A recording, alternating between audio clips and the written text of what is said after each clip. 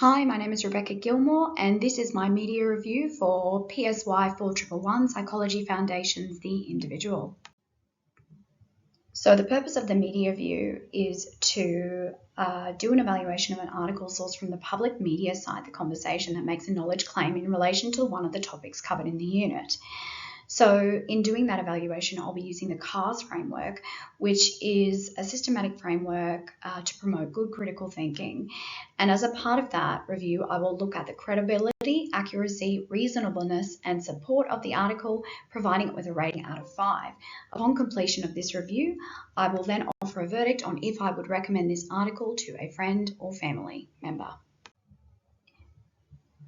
So the article I've chosen is called Can Playing Tetris Help Prevent PTSD if you've witnessed something traumatic? So we were asked to choose an article that was related to a topic that is covered in the unit.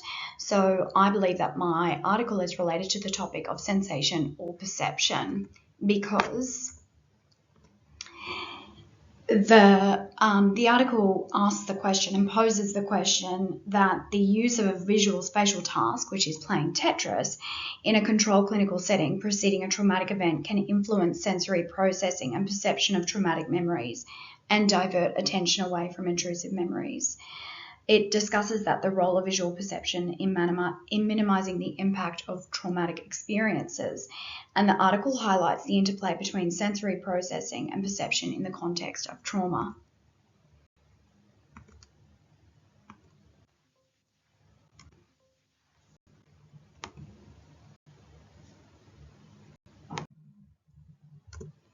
Okay, so first area would be looking at the credibility. So in looking at the credibility of the article, there were two authors that wrote the article, and both on review have relevant credentials with experience in trauma. So the first author is Daniel Bressington, who is a professor in mental health from Charles Darwin University. His credentials are relevant to the area of topic, and he has a special interest in trauma, which is relevant to the article. There is no apparent conflict of interest when I did a review. So the second author is David A. Mitchell. He is a clinical professor in the School of Medicine and Faculty of Health Sciences at Charles Darwin University.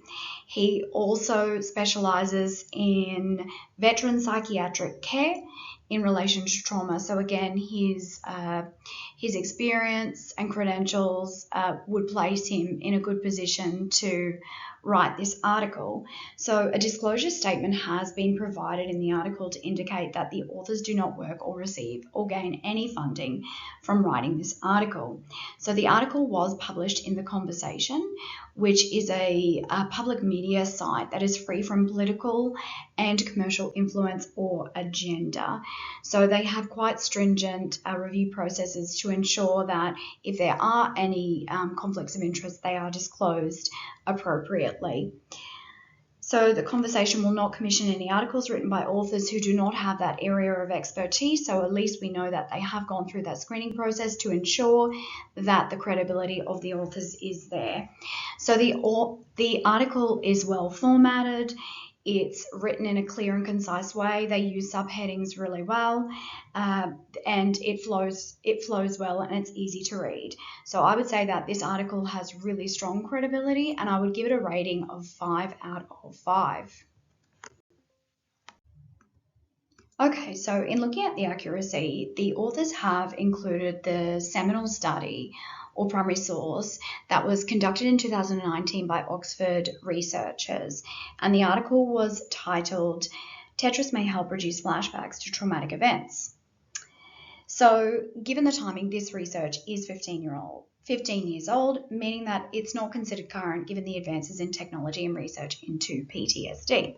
However, to counteract that, the authors have additionally provided more current and up-to-date research and a recent 2023 literature review to provide more current and up-to-date information. So the article does extensively reference various research articles and additional sources to ensure the readers have access to comprehensive information. However, I would say that the volume of literature cited in the article is disproportionate to the level of detail provided in the article by the authors. So I did find that the research findings were accurately and succinctly provided in the article, but I do believe there could have been more information in relation to the study methodologies, perhaps the research outcomes and findings, to provide a more nuanced and balanced perspective to the reader. So in my view also, providing contrasting perspectives would have enhanced the effectiveness of the article to the reader and provided that more balanced perspective. So given this, I would give the accuracy a rating of 3 out of 5. In evaluating the reasonableness of the article, the authors do maintain a neutral perspective throughout the article. In fact, the article does not make a strong claim either way. It poses the question to the reader.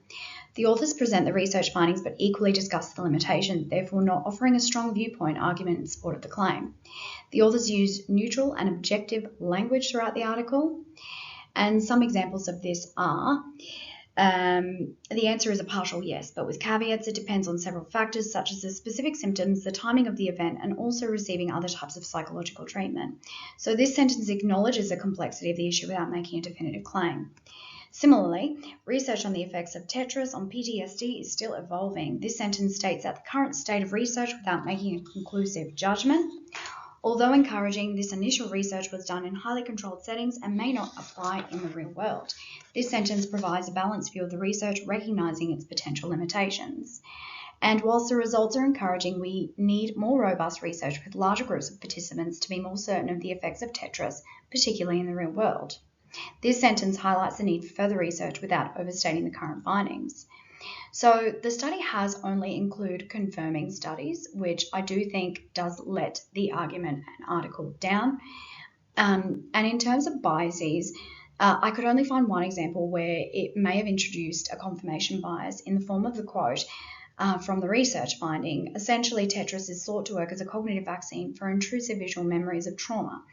So the use of the term cognitive vaccine could be seen as introducing a bias to the reader, and it implies a strong positive effect and may give the impression that Tetris provides significant protection against trauma-related memories, which could be a bit of an overstatement. So for the reasonableness, I have provided a rating of 4 out of 5. So moving on to the last area of the framework, which is support. So I would say that the authors have provided all the sources used throughout the article. The studies have been listed throughout the article, and links are provided for the reader to go to. The research and studies provided are covered accurately with no direct contradictions, and the studies included can be corroborated. I do think the article could have included more citations from the studies to enhance the overall effectiveness of the article and improve the claim.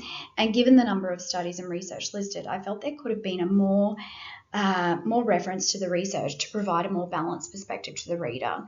So for this area, I did give a rating of 4 out of 5. Okay, so moving on to the last section of the presentation, would I recommend this article to a friend or family? So my answer would be yes. And my thoughts and feelings is that the article is balanced, it's neutral, it does offer that neutral balanced perspective. It accurately records research findings in a way that doesn't overwhelm the reader, but it equally discusses the limitation, and it cautions the reader to ensure that, you know, this isn't a treatment standalone. The reader needs to consult their medical treater or practitioner to discuss, you know, proper care. I felt that the article was more of an opinion piece. It wasn't really particularly making a strong claim either way.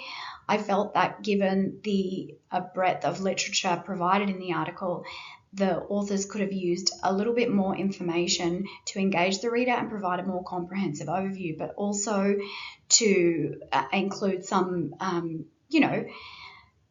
other information that didn't support the claims, to provide that more balanced view of whether or not the treatment was effective or not. But other than that, thank you very much.